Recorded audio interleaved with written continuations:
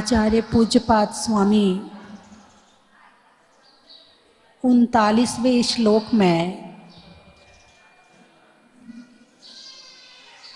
कुछ ग्रंथ का जो इष्टोपदेश ग्रंथ है उसका उपसंहार इसमें किया है। सारे ग्रंथ में बताया कि सच्चा ज्ञान ही सुख का कारण है। सच्चा ज्ञान ही, जोर से बोलिए ना, सुख का कारण कौन सा ज्ञान है? सच्चा ज्ञान। और दुख का कारण कौन सा ज्ञान है? मिथ्या ज्ञान, अज्ञान, झूठा ज्ञान। झूठा ज्ञान जानते हो आप? झूठे ज्ञान से आपकी मुलाकात हुई है कभी? नहीं हुई है? कभी मिथ्या ज्ञान को आपने देखा है? अरे बोलिए ना, नहीं देखा। बहुत सीधे लोग बैठे हैं, बहुत सीधे लोग बैठे हैं, मिथ्या ज्ञान में बैठे हैं मगर देखा नहीं है। मिथ्या ज्ञान को जी रहे हैं मगर देखा नहीं है। अब वो आंखों से देखने की चीज भी नहीं है। चलिए एक उदाहरण से आपको 1 सेकंड में समझ में आ जाएगा। मकान मेरा है क्या? शरीर मेरा है क्या? नहीं। परिवार मेरा है क्या? आप ही कह रहे नहीं है। यहां बैठ के कह रहे हो नहीं है, और अभी 5 मिनट बाद कहोगे। जिस समय आप कह रहे हो नहीं है वो है सच्चा ज्ञान, और जिस समय आप कह रहे कि है कहते नहीं हो, जीते हो। मेरा बेटा है, माताजी अच्छा सा आशीर्वाद दे दो। मेरी लड़की है, माताजी अच्छा सा आशीर्वाद। मेरी पोती है, माताजी अच्छा सा आशीर्वाद दे दो। सीए बन रही है माताजी, इंजीनियर बन रही है, डॉक्टर बन रही है, अच्छा सा आशीर्वाद। मेरे पोते को भी आशीर्वाद दे दो।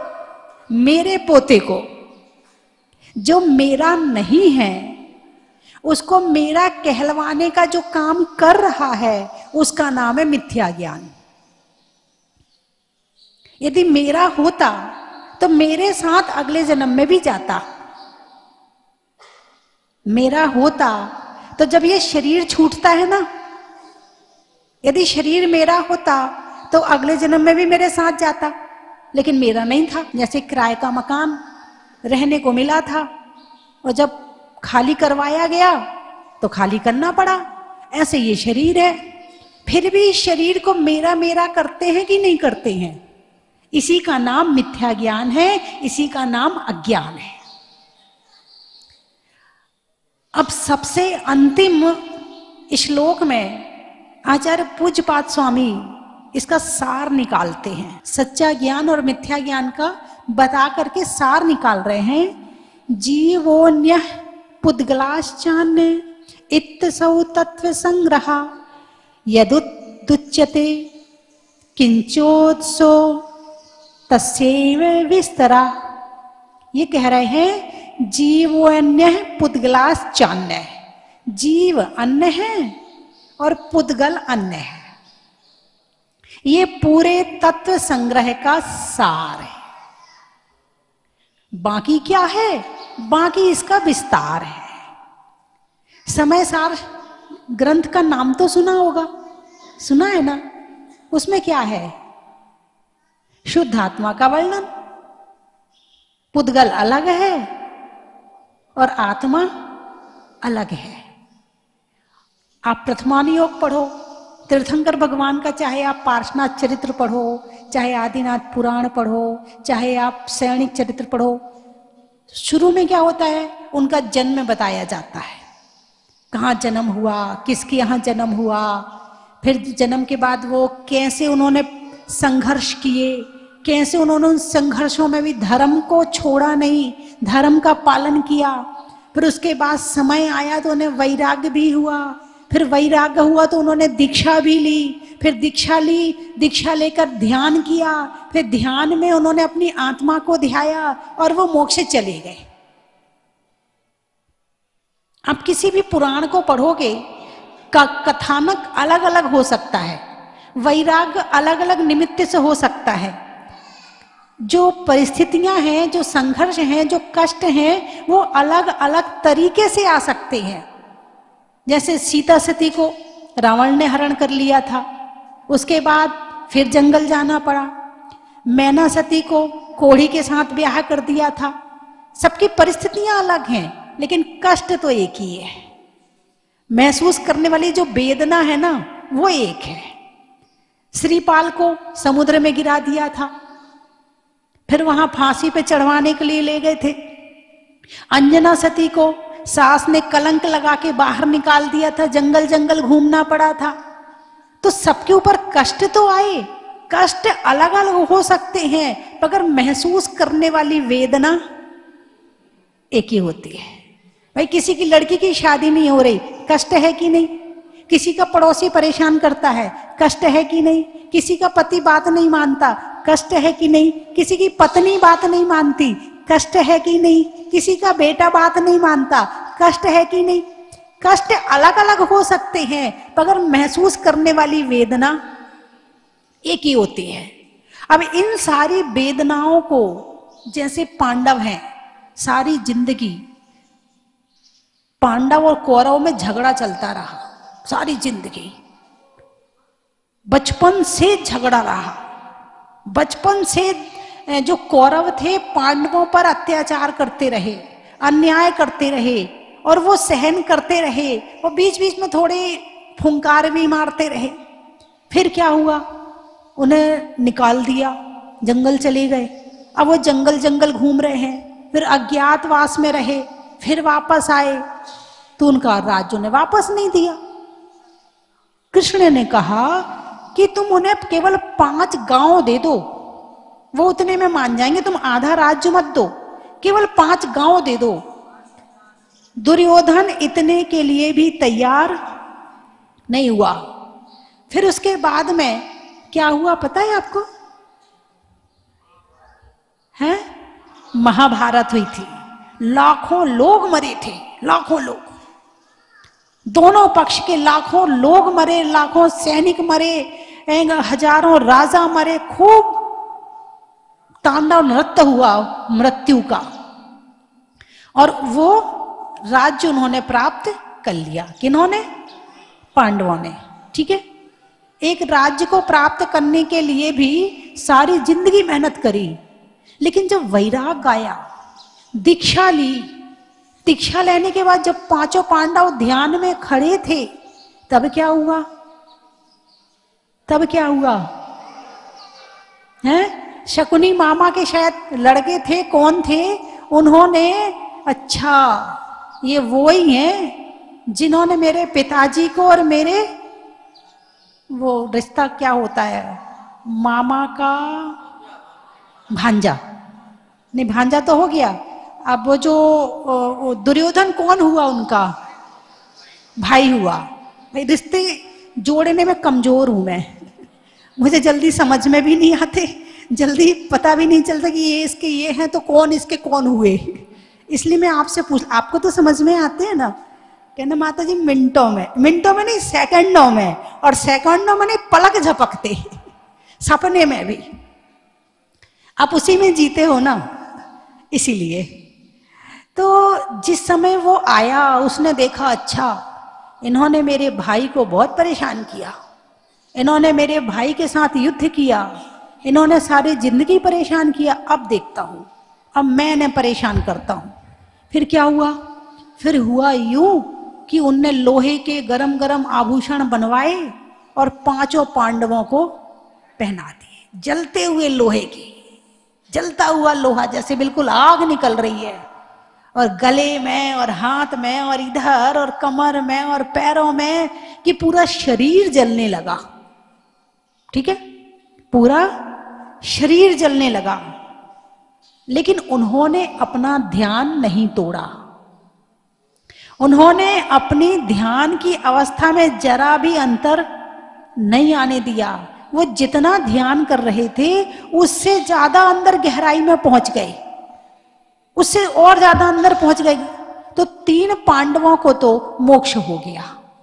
इतना इतना ध्यान किया आत्मा का कि शरीर की तरफ ध्यान गया ही नहीं। तो क्या हुआ? 3 पांडवों को मोक्ष हो गया, युधिष्ठिर, भीम और अर्जुन। 2 भाइयों के मन में विकल्प आ गया, मेरे भाई का क्या हो रहा होगा, इसीलिए वो सर्वार्थ सिद्धि गए, अगले भाव में मोक्ष जाएंगे। जो पांडव 1-1 इंच जमीन के लिए युद्ध करते थे, वो जब ध्यान किया तो शरीर को भी अपना नहीं माना। बात मैं ये बताना चाहती हूं, जब वैराग आया तो फिर शरीर को भी अपना नहीं माना। जो शरीर को जला रहे, जिस शरीर में वो बैठे हुए हैं खुद, उस शरीर को जला दिया तो भी उसको अपना नहीं माना, ये मेरा है ही नहीं है। कौन से पांडव? जिन्होंने युद्ध किया था। तो इसमें क्या बता रहे? जीवो अन्य पुद्गलास चान्य, जीव अन्य है और पुद्गल अन्य है, दोनों अलग अलग हैं। ये उन्होंने कब प्रैक्टिकल किया? जब उनके ऊपर उपसर्ग हुआ, जब वो ध्यान कर रहे थे, साधु बन के ध्यान कर रहे थे। तो सारे शास्त्रों का सार निकाला जाए तो पुद्गल अन्य है और जीव अन्य है। तो मेरी बात आपकी समझ में आ गई? अरे बोलिए ना। आप कहोगे माता जी ये बढ़िया किया, पूरा शास्त्र तो सुनना नहीं पड़ा, आपने सार बता दिया, जैसे पूरा गणित तो करना ना पड़े हैं, और केवल उसका क्या आंसर मिल जाए। बस माता जी आप तो आंसर बता दिया, अब गणित काहे को करना है। लेकिन ध्यान रखना, जो गणित नहीं कर सकता है उसे आंसर पर भी पूरा विश्वास होने वाला नहीं है। आंसर पर पूरा विश्वास तभी होगा जब वो पूरा गणित करेगा। ऐसे ही जब आप पूरा शास्त्र पढ़ेंगे, पूरी बातों को जानेंगे, पूरे विषय को अंतर्भूत करेंगे, पूरे विषय के विस्तार से जानकारी लेंगे, एक एक कदम आगे बढ़ेंगे, तब कहीं जाकर के आपको सार में प्रवेश मिलेगा। वैसे आप लोग विषय विस्तार अच्छा कर लेते हैं। अभी किसी पड़ोसन की बात पूछनी हो तो इतने विस्तार से बताओगे। एक बार की बात है कि 3-4 महिलाएं बात कर रही थी, तो वो किसी की घटना कुछ समझ जाओ, तो एक महिला वहां से निकली तो वो भी खड़ी हो गई। अब उसने कहा बहन देख मुझे जरा जल्दी घर जाना है, जरा जल्दी जल्दी सुना दे, शॉर्ट में सुना दे। बोले देख बहन सुनाऊंगी तो पूरा विस्तार में, तेरे को सुनना है तो सुन, नहीं सुनना है तो मन सुन। अच्छा कोई बात नहीं, चल सुना, कोई बात नहीं है। यानी किसी महिला का वर्णन होता है तो ऊपर से नीचे तक उसकी भौएं ऐसी थी, उसकी नाक ऐसी थी, उसकी आंख ऐसी थी, कान में ये पहना था, गले में ये पहना था, ऐसी साड़ी पहनी थी, ऐसा ये किया था, ऐसा ये किया था। एक एक वर्णन पूरा नख से शिक तक पूरा वर्णन कर दोगे। और अभी धर्म की चर्चा करने बैठे, क्या ये बोर विषय लेके बैठ गई। अब ठीक है तो माता जी महाराज जी करते रहते, कोई बात नहीं है। जिनको पुद्गल से ज्यादा प्रेम होता है उसे धर्म की चर्चा में आनंद नहीं आता है, और जिसे आत्मा से प्रेम होता है उसे धर्म की चर्चा कहीं मिल जाए वो सुनने बैठ जाता है। 4 काम बाद में कर लेंगे, भोजन बाद में बना लेंगे, या आगे पीछे बना लेंगे, थोड़ा काम इधर थोड़ा इधर, लेकिन प्रवचन पहले सुनेंगे। आप लोग सुनते हो नहीं सुनते हो? सुनते हो? हाँ, तभी तो आप बिल्कुल शांति से बैठे हो। आज वहां से सोच के आए थे, सुनना जरूर है ना?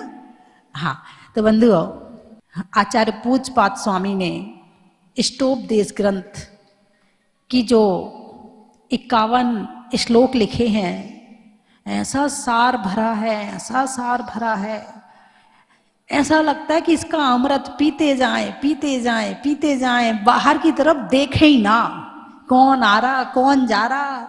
जब अपनी आत्मा को देखने लगो ना तो बाहर वालों को देखने का मन ही नहीं करता। बाहर की वस्तुओं के लिए लड़ाई झगड़ा करने की इच्छा होती नहीं, जो छूटने वाला है वो पहले ही छूट गया, जो कल छूटना था। भाई जब बंटवारा होता ना, उसने ज्यादा ले लिया, उसने कम ले लिया, कितना लड़ते हैं लोग, पूरे संसार में कितनी लड़ाई होती है। एक सेठ जी की, शायद मैंने एक कहानी बताई थी कि एक सेठ जी थे, वो जंगल से जा रहे थे, डाकू आए, उनकी घड़ी, चेन, अंगूठी सब उतार ली। तो वो नाचने लगे, मेरे पास तो बहुत कुछ है, मेरे पास तो बहुत कुछ है। तो डाकुओं ने सोचा अंदर कुछ और होगा, तो उनका कुर्ता उतार दिया। बोले अब तो कुछ नहीं। वो फिर नाचने लगे, मेरे पास तो बहुत कुछ है। तो उनकी बनियान भी उतार दी। वो फिर नाचने लगे, मेरे पास तो बहुत कुछ है, मेरे पास तो बहुत कुछ है। तो उनका पजामा भी उतार दिया।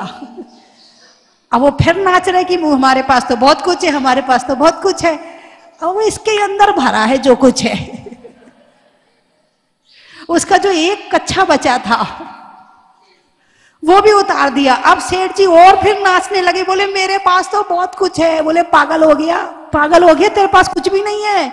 बोले मेरे पास मेरी आत्मा है, मेरा सच्चा ज्ञान है जो कोई छीन नहीं सकता है।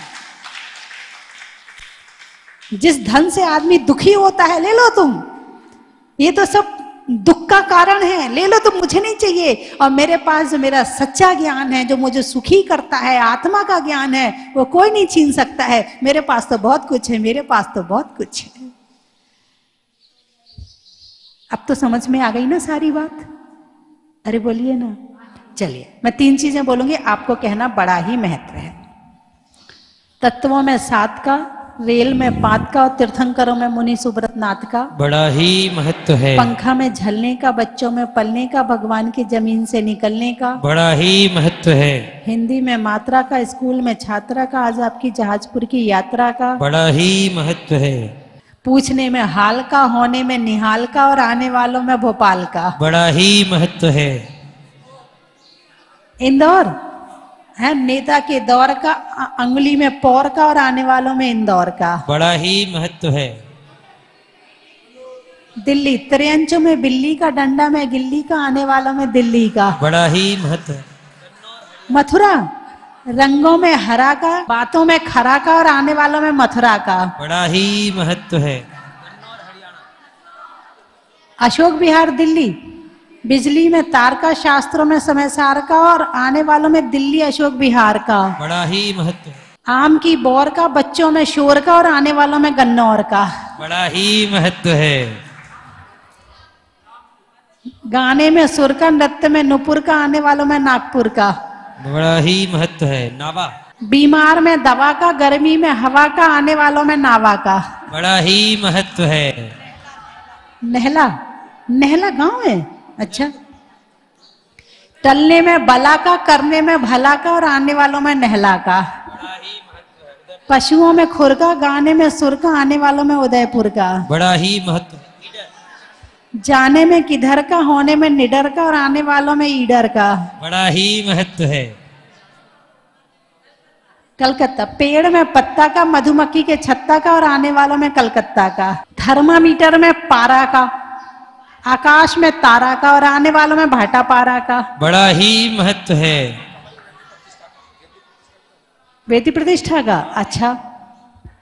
बच्चों में टाटा का, फूल में कांटा का, और आज होने वाली वेदी प्रतिष्ठा का। बड़ा ही महत्व है।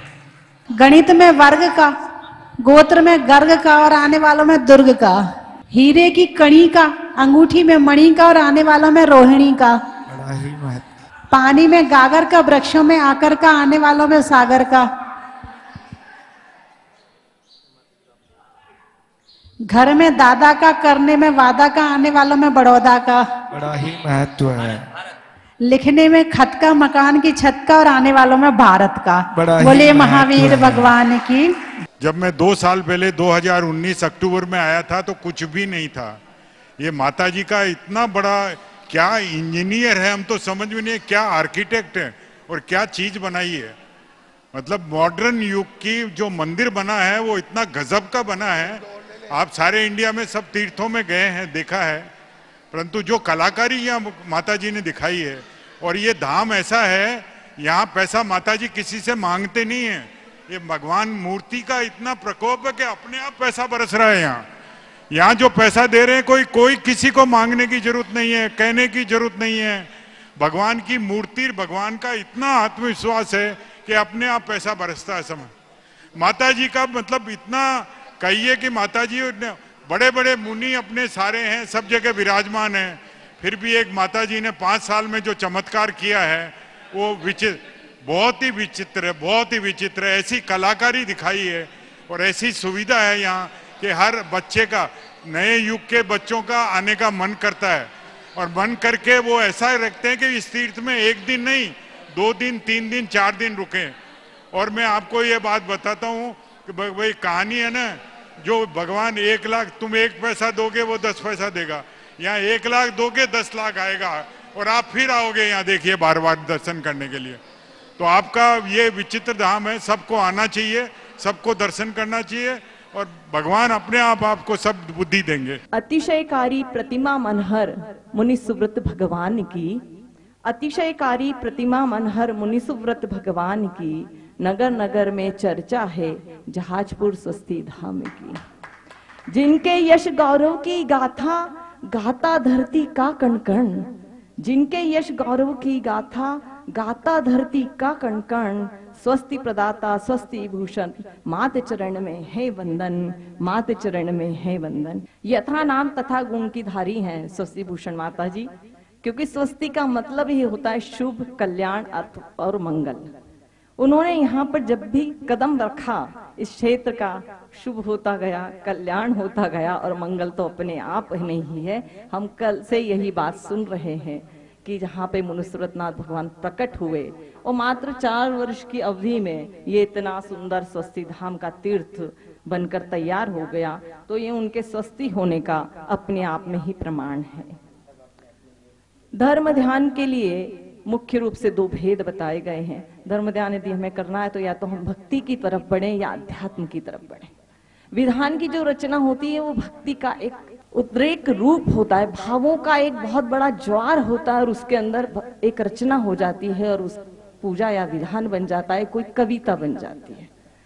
ठीक माता जी भी ही चूंकि आशु कवियत्री हैं, लेकिन ये विधान तो बहुत पहले लिखा गया है, दिल्ली चातुर्मास का बताया गया है कि मात्र 2 दिन की अवधि में माता जी ने इस आदिनाथ विधान की रचना कर दी। तो जब तक हम भगवान के चरणों में अपने मन और भावों का एकाकार तादात्म्य स्थापित नहीं कर लेते हैं, तब तक उनके गुणों का बखान नहीं कर सकते। और यही भक्ति की सबसे बड़ी परिभाषा है।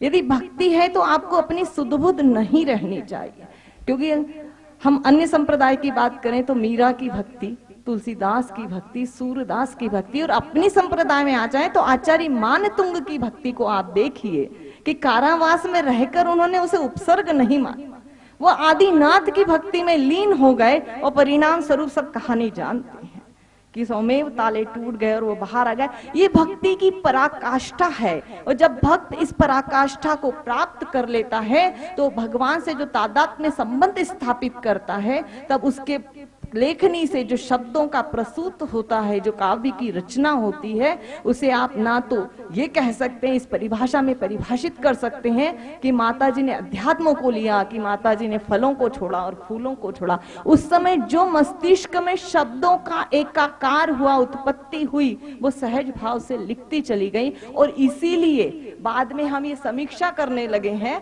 क्योंकि आपको बताएं अलंकार, रस, सबकी बातें हम कर रहे हैं और मैंने भी इसमें की है इस लेख के अंदर। लेकिन जब भावों का प्रवाह होता है तो हम जो भी चीज सोचते हैं वो पॉजिटिव ही होती, सकारात्मक ही होती, क्योंकि हम भगवान के गुणों का ध्यान कर रहे हैं, उनके उस गुणों के सागर में स्वयं का अवगाहन कर रहे हैं, उसमें डुबकी लगा रहे हैं और उसमें से चुन चुन कर मोतियों को ला रहे हैं और मोती ही शब्द प्रसून होकर हमारी काव्य रचना में हमारा साथ दे रहे हैं। ठीक ऐसा ही उस 2 दिन के अंदर आदिनाथ भगवान के विधान रचना में माता जी ने किया और बहुत सुंदर रचना इन्होंने कर दी। लेकिन जब लिखने वाला, एक बहुत अच्छी बात आपको बताती हूँ उदाहरण से, कि व्यक्ति यदि एक मंदिर में बैठ के रो रहा है आंसू उसके प्रवाहित हो रहे, रोने से मतलब वो नहीं चिल्ला चिल्ला के रो रहा है। यदि भाव भगवान के समक्ष बैठा है और उसके आंसू प्रवाहित हो रहे हैं तो आप उसे सुख के आंसू बोलेंगे या दुख के आंसू बोलेंगे, हम उसे परिभाषित नहीं कर सकते। वो अपनी एक मौन भाषा है, भगवान के समक्ष एकाकार होकर अपने भावों की अभिव्यक्ति करने की एक मौन भाषा है। ठीक वैसे ही जब काव्य रचना हुई है तो उसमें अध्यात्म का शब्द है कि भक्ति का शब्द है, ये बहुत ज्यादा मायने नहीं रखता। सिर्फ एक रचना रचित होती चली जाती है और वही रचना कालजयी बन जाती है। माता जी ने दिल्ली के अपने श्रावकों के आग्रह को न टालते हुए 2 दिन में, चूंकि 2 दिन बाद वहां पे 3 दिन बाद आदिनाथ जयंती थी और श्रावकों का आग्रह था कि आपकी कोई ताजी रचना आदिनाथ भगवान पर हो और उसी का हम विधान करें, तो आपने 2 दिन में वहां पे वो आदिनाथ भगवान के विधान की रचना कर दी और उसमें बहुत अच्छी अच्छी बातें आपने लिखी हैं। सबसे बड़ी बात तो यही है कि आपका आध्यात्मिक पुट भी उसके अंदर है, तो आपकी भाषा बहुत सरल और सुबोध है। आपने जितने भी उसमें 108 गुणों का स्तवन किया है भगवान का, वैसे भगवान के अनंत अनंत गुण है, हम उनका बखान नहीं कर सकते, लेकिन अपनी सुविधा के अनुसार हम 1008, 108, 46 अरहंत के, सिद्ध के 8 इस तरीके से विभाजित करके उन गुणों की पूजा कर लेते हैं। लेकिन उन गुणों 108 गुणों का स्तवन माता जी ने करा है, पर गुणों के साथ साथ उन्होंने तीर्थंकर परमात्मा के नाम को भी तादात्म्य संबंध बनाया है और अर्घ में दोनों चीजें लिखी है। अर्घ का जो उन्होंने मंत्र लिखा है उसमें दोनों चीज लिखी है। एक जगह उन्होंने लिखा था, भाग्य विधाता तुम्हें बताया, इसीलिए मैं शरण में आया, मेरा भाग्य भी तुम ही बनाओ, अपने चरणों के पास बुलाओ।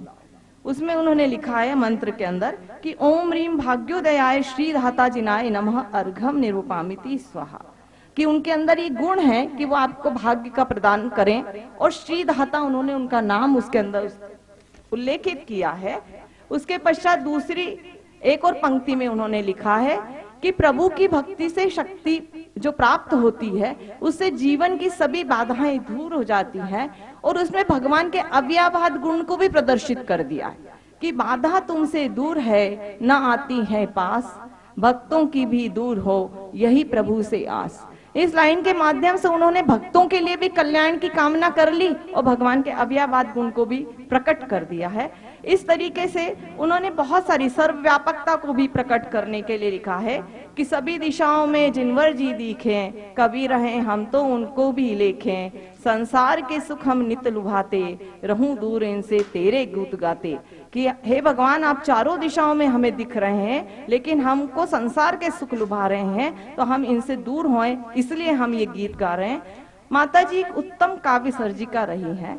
उन्होंने अपने इस विधान में काव्य के सभी रसों का, सभी रस तो नहीं कह सकते, इसमें शांत निर्वेद रस का विशेष करके प्रयोग किया है, और अलंकारों का, सभी छंदों का जो काव्य में जनरली भक्ति के छंदों में उपयोग किए जाते हैं, शंभु छंद, दोहा, सोरठा, भुजंग प्रयात, पद्धरी, सारे संगों का उन्होंने बहुत समय समय पे उपयोग करा है। इससे ये पता हो चलता है कि माता जी की हिंदी भाषा भी कितनी ज्यादा उत्कृष्ट रही है, क्योंकि उस समय ये सब नहीं दिखता है कि जब हम लिख रहे हैं तो कौन से छंद का प्रयोग कर रहे हैं, बस शब्द बन जाते हैं, उसमें कम ज्यादा क्या करना है वो करते जाते हैं।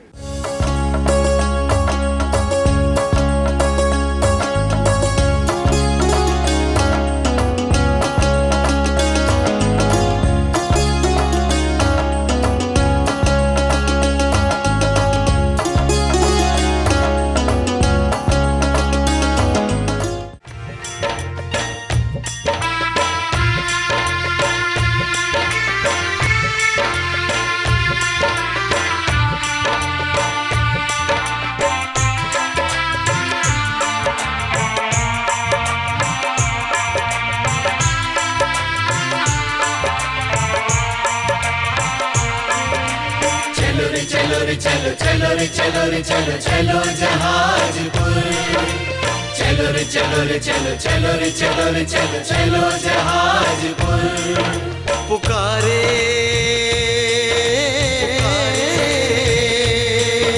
पुकारे पुकारे पुकारे जहाजपुर, भक्तों आओ आ जाओ, पुकारे जहाजपुर, भक्तों आओ आ जाओ पुकारे जहाजपुर।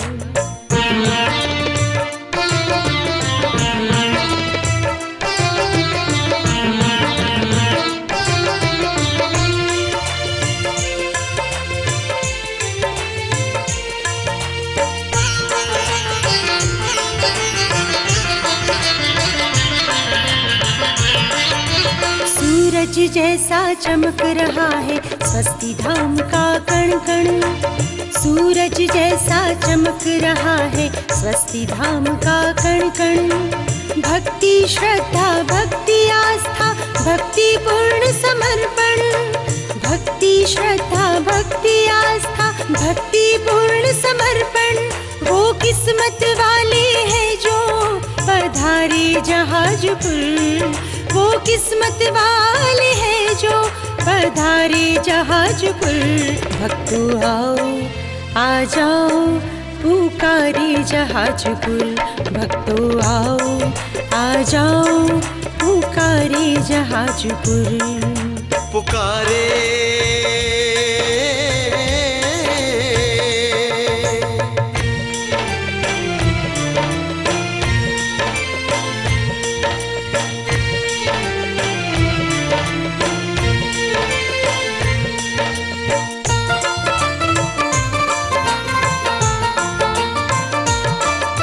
शब्द शब्द स्वस्ति भूषण माता जी का सच मानो।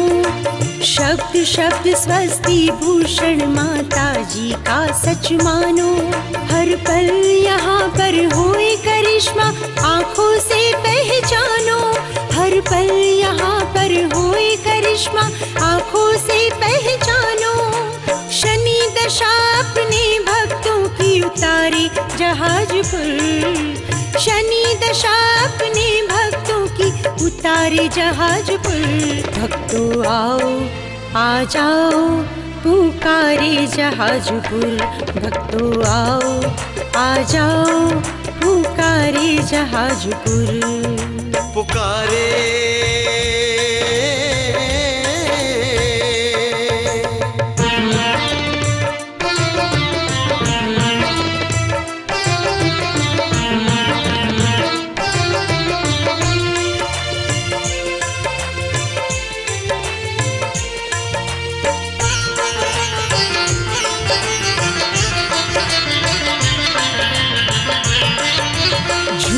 नाचो जैन धर्म की पावन है ये बस्ती।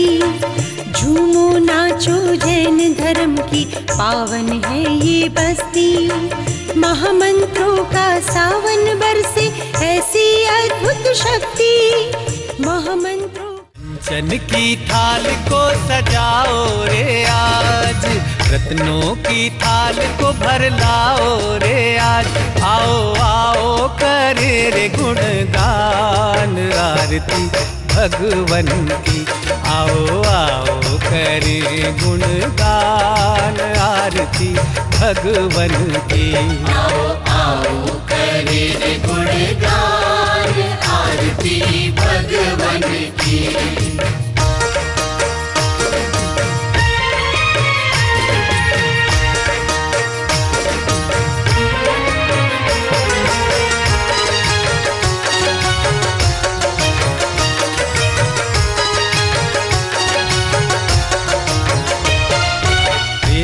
सुमित्र के राज दुलारे। माँ पद्मा जी के नैनों के तारे। पिता सुमित्र के राज दुलारे। माँ पद्मा जी के नैनों के तारे। राजगृही में जन्म लियो आप। राजगृही में जन्म लियो आप। आओ आओ मनाए खुशी आज आरती भगवन की। आओ आओ करे गुणगान आरती भगवन की। आओ आओ करे गुणगान आरती भगवन की।